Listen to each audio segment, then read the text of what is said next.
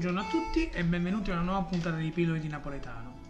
Oggi parleremo di un termine molto usato nel linguaggio napoletano per indicare una particolare condizione personale. Il termine in questione è arteteca.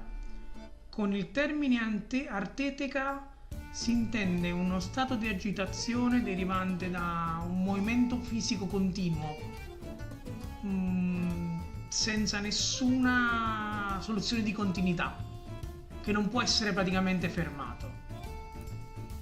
Il termine arteteca deriva dal latino arthritis, che a sua volta deriva da arthron, che vuol dire articolo o giuntura. Sarebbe traducibile con artrite, cioè un movimento convulso delle membra.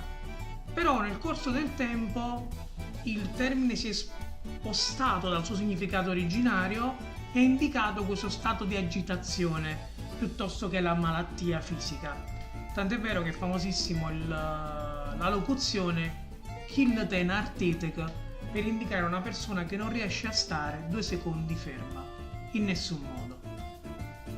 Detto questo, io vi saluto, vi ringrazio per l'attenzione, vi rimando a una prossima puntata di Pillole di Napoletano e, come si dice sempre a Napoli, ciao Brim!